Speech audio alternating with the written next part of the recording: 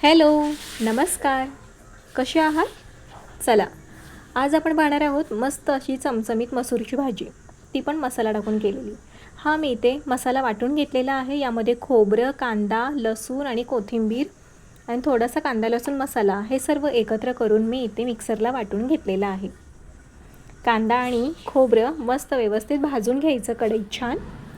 ह्या तेलातच म्हणजे कढईतच मी हे सर्व भाजून घेतलं होतं, त्यामुळे हे तेल थोडंसं असं दिसतं आहे.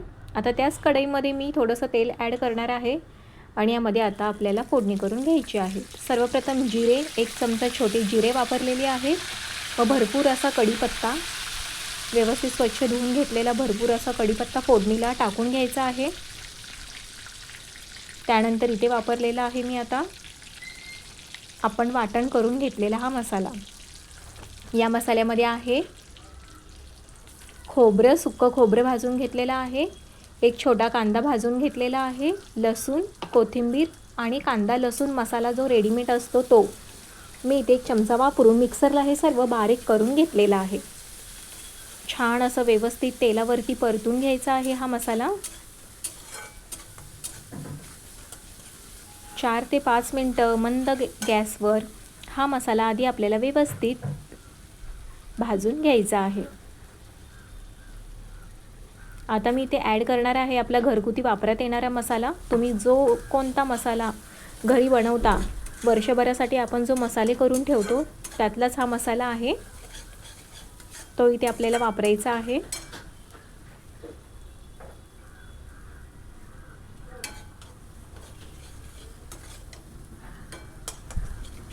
मसाला आपण जेवढा तेलावरती छान परतून घेऊ तेवढंच भाजीला स्वाद जास्त चांगला येतो.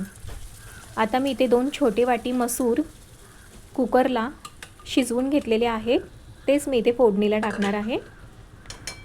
व्यवस्थित मसूर शिजवून घेतलेला आहे.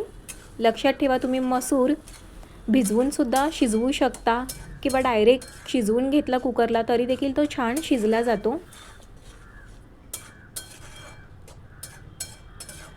मस्त मसाला आणि मसूर पूर्णपणे एकजीव करून घ्यायचा आहे आणि आपल्याला हवं तितकं नंतर पाणी ॲड करून 1 ते 2 उकळी आणून घ्यायच्या आहेत. कोणत्याही भाजीला, नॉनव्हेज पदार्थांना किंवा व्हेज आमटी किंवा मसाल्यासारख्या भाज्या आपण बनवत असू तेव्हा त्यामध्ये शक्यतो गरम पाणीच ॲड करावं.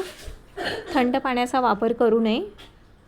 गरम पाण्याने भाजीचा स्वाद अजून दुप्पट होतो याकरता आणि भाजी मिळून देखील येते. जर एकदम आपण गरम भाजीमध्ये किंवा मसाल्यांमध्ये थंड पाणी ओतलं की भाजी आपली मिळून येत नाही, फुटल्यासारखी दिसते.